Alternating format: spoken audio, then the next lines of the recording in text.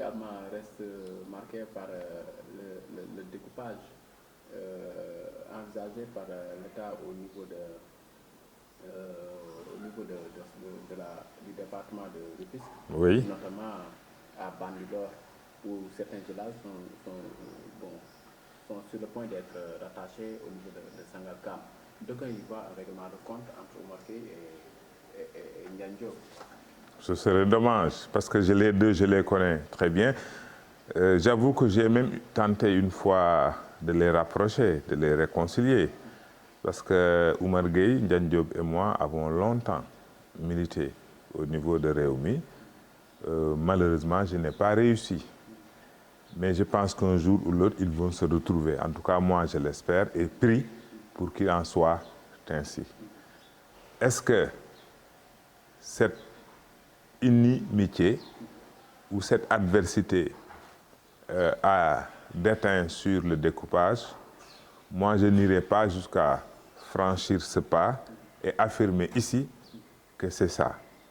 Mais ça peut avoir quand même une influence sur, disons, la manière, la perception que les gens suite au découpage. Okay. Parce que si les gens de Bambilor ne sont pas contents, ils peuvent tout mettre sur le compte de l'adversité qu'il y a entre les deux. Et ce serait dommage.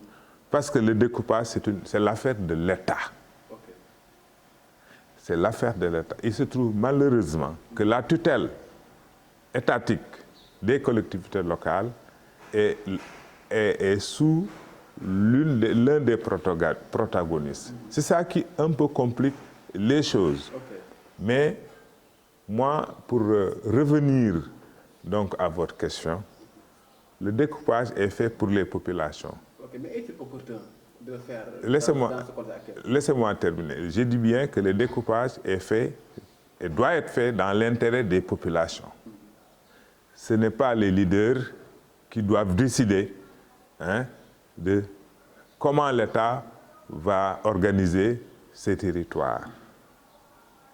Donc, si des experts se sont mis autour d'une table, ont mené des enquêtes et ont produit en tout cas des résultats qui ont donné donc ce découpage, on ne peut qu'avoir, disons, un sentiment que ce travail a été bien fait. Maintenant, ils peuvent mesurer, ces experts et ces décideurs étatiques, la satisfaction ou la non-satisfaction des populations auxquelles ces réformes ont été destinées. Okay. Si le fait de faire ce découpage fait plus de mécontents que de contents, mais il n'y a rien de honteux à revoir et à rediscuter. Okay. Et tenir compte, disons, de la volonté des uns et des autres. Mais que l'État reste ferme. Okay. Que l'État reste ferme sur les bonnes décisions. Quand on est sûr que ça, c'est la meilleure des décisions, que l'État ne recule pas d'un iota. D'accord, mais est-ce que également cette histoire de découpage n'est pas en train de réveiller de vieux souvenirs avec ce qui s'est passé là-bas au niveau de Sangalkam avec la mort de Malick Ba? J'étais là-bas. Ah, oui. J'étais là-bas. C'était suite donc à un découpage avec beaucoup d'arbitraire dans les décisions du régime d'alors, qui menait un combat, en tout cas, que je qualifierais de politicien. Nous étions dans l'opposition de Abdoulaye Wade, au niveau de Réumi, avec d'autres partis.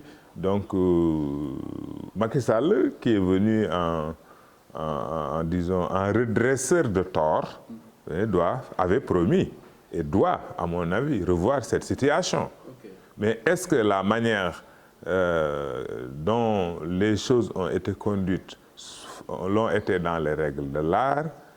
Moi, n'étant pas technicien, en tout cas, des aménagements territoriaux, je ne peux que faire confiance aux autorités étatiques avec la réserve que si la majorité des populations se lèvent pour dire non, il faut que l'État revoie sa copie. D'accord, mais en réalité, moi, la question que j'en pose, c'est un peu sur l'opportunité même de ce découpage à quelques jours. Mais il faut bien le faire à un moment à un autre. Non, écoutez, vous savez... Est-ce opportun de le faire dans ce contexte? Non, mais l'opportunité, c'est quoi?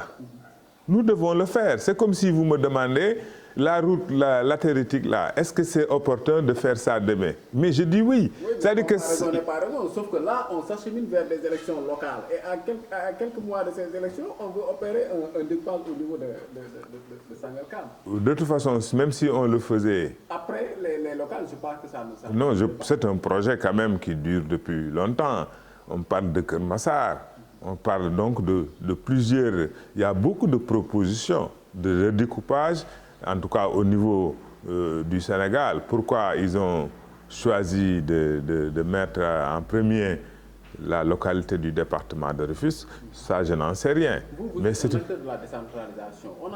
Le Sénégal compte aujourd'hui 557 collectivités territoriales. Et puis, avec la réforme de la décentralisation, il était plus question d'aller vers une rationalisation de ces collectivités. Aujourd'hui, on en crée d'autres.